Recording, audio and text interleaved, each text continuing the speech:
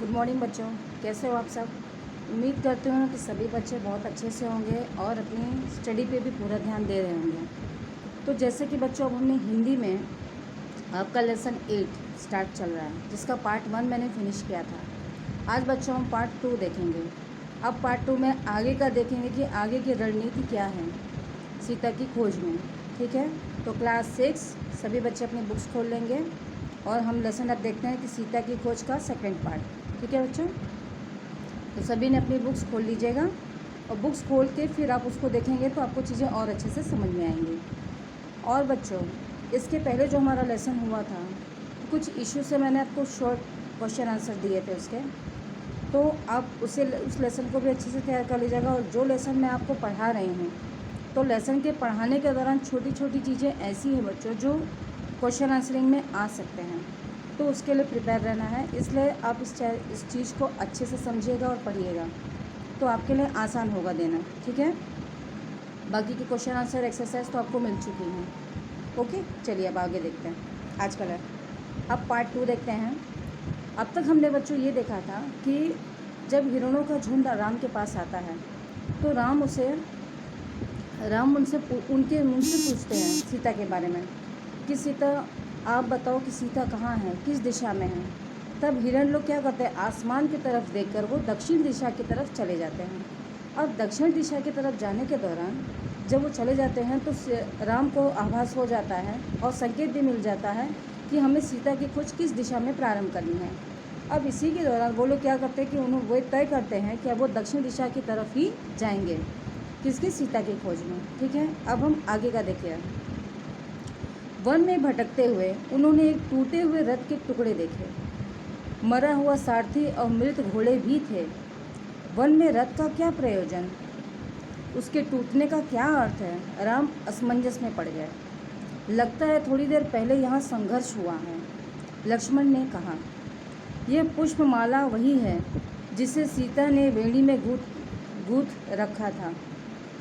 निश्चित तौर पर सीता राक्षसों के चंगुल में फंस गई है। यह माला संघर्ष के दौरान बेड़ी से टूटकर गिरी होगी। पर यह रथ कैसे टूटा, राम सोचने लगे। सीता के संघर्ष से यह नहीं टूट सकता। अवश्य किसी ने राक्षस को चुनौती दी थी, उनसे युद्ध किया होगा। अर्थात बच्चों, अब यहाँ पर जब वे उस दिशा की तरफ बढ़ते हैं, दक्षिण दिशा की तरफ, तो उन्हें थोड़ी ही दूर पर एक टूटा हुआ रथ, जिस विमान से रावण सीता को हरण करके लेके जा रहे थे, जैसा कि हमने अध्याय में ये देखा है, पिछले अध्याय में, तो उसमें हमने ये जाना था कि पार्ट 1 में, कि जिसमें हमने देखा था बच्चों कि कैसे जटायु राम को रोकने की पूरी साहस वो करते हैं, पूरा यत्न करते हैं कि किसी तरह से वो सीता का हरण ना कर सकें। लेकिन किंतु क्या होता है, युद्ध तो बहुत होता है और यहाँ तक कि जटायु से बहुत हानि भी पहुँचाता है। यहाँ तक कि उसके रथ को तोड़ देता है, कई जगह से उसे भी तकलीफ़ देता है, यानी उसे भी कई जगह से चोट पहुँचाता है। और उसी से क्रोधित होकर रावण क्या करता है, जटायु के पंख काट देता है ना। ये उसी युद्ध के अंश थे जो अभी राम को प्राप्त हुए हैं। अब यहाँ पर एक मरा हुआ सारथी है, कुछ मरे हुए घोड़े भी वहाँ मिले। तो ये तो बच्चों उसी के हैं जो जिस रथ के थ्रू वो आए थे, रावण जिस रथ के माध्यम से वो सीता का हरण करके ले जा रहे थे। तो वहाँ पर उसे जटायु की वजह से क्या हुआ था, वो लोग उनको नष्ट कर दिया गया था, रथ को भी और उन घोड़ों को भी जो दिशा में सीता को लेके जा रहे थे। ये युद्ध के दौरान हुआ था। अब वन में रथ का क्या प्रयोजन, यानी कि अब ये लक्ष्मण सोच रहे हैं, राम और लक्ष्मण दोनों सोचते हैं कि वन में रथ का क्या प्रयोजन, वन में किसी रथ का क्या काम है और उसके टूटने का क्या अर्थ है। एक तो रथ मिला है, ऊपर से वो रथ टूटा भी हुआ है। तो अगर टूटा है तो क्यों टूटा है, एक सुनसान वन में रथ और रथ के टूटने का कोई क्या संजोग हो सकता है। राम थोड़ा असमंजस में, यानी कुछ सोच विचार में पड़ जाते हैं। लगता है थोड़ी देर पहले यहाँ संघर्ष हुआ है। तब लक्ष्मण कहते हैं कि लगता है थोड़ी देर पहले यहाँ पर कुछ खींचातानी या झगड़ा लड़ाई कुछ तो ऐसा ज़रूर हुआ है जिसके कारण ये चीज़ें यहाँ पर हमें दिखाई दे रही हैं। यह पुष्पमाला तो वही है। अर्थात यहाँ पर इस चीज़ को और भी प्रत्यक्ष रूप से करते हुए लक्ष्मण कहते हैं कि ये जो पुष्पमाला जो वेणी में गूंथ कर रखा गया है, गूंथ के रखा था, निश्चित तौर पर सीता राक्षसों के चंगुल में फंस गई है। अर्थात बच्चों, यहाँ पर लक्ष्मण ने उस वेणी के फूल को पहचान लिया जिससे सीता गूंथ रही थी, और ये संघर्ष के दौरान वो वेणी का फूल वहाँ पर टूट गया था। और जिस चीज़ को निश्चित कर दिया लक्ष्मण जी ने कि मतलब यहाँ पर वो संघर्ष हुआ था और सीता राक्षसों के चंगुल में फंस चुकी हैं।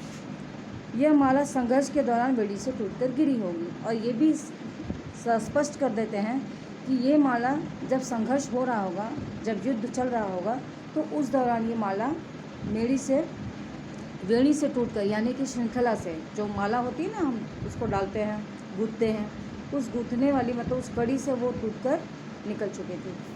अब इस दौरान बच्चों, यहाँ पे ये तो स्पष्ट हो गया था कि सीता का हरण हो चुका है और सीता को कोई लेके गया है, लेकिन ये भी तय था कि यह रथ कैसे टूटा। अब असमंजस की बात तो थी कि ये तो क्लियर हो गया था, यह स्पष्ट हो गया है कि यहाँ पर सीता की जो वेणी टूटी हुई थी उससे ये स्पष्ट हो गया था कि यहाँ से सीता को लेके जाया गया है, लेकिन ये रथ कैसे टूटा। अब रथ तभी टूटता है बच्चों, तब राम सोचने लगते हैं। तो सीता के संघर्ष में यह रथ नहीं टूट सकता, क्योंकि अगर सीता संघर्ष करेगी तो वो रथ को नहीं तोड़ सकती। अर्थात अवश्य किसी ने राक्षस को चुनौती दी होगी। अब यहाँ वो सही दिशा में जा रहे हैं और ये सही भी है। तो वे कहते हैं कि ज़रूर यहाँ पर राक्षसों को किसी ने तो चुनौती दी थी और उसी के साथ युद्ध हुआ है, और युद्ध के दौरान ही ये रथ टूट गया होगा। अब हम आगे देखते हैं। तो पूरे प्रकरण में बच्चों ये स्पष्ट होता जा रहा था, जिस दिशा में वे जा रहे थे वो दिशा सही थी, और उस दिशा से उन्हें ये भी पता लग रहा था कि सीता ने अपने आप को छुड़ाने का भरसक प्रयास किया था। वो इस श्रृंखला को तोड़ना भी चाहती थी, लेकिन वो तोड़ नहीं पाई, चूँकि उस रथ को टूटा हुआ वहाँ पाया था। तो ये स्पष्ट हो गया था कि शायद यहाँ पर किसी के साथ युद्ध हुआ है, किसी ने राक्षसों को चुनौती दी थी। अब वो हम आगे देखते हैं कि आगे क्या हुआ।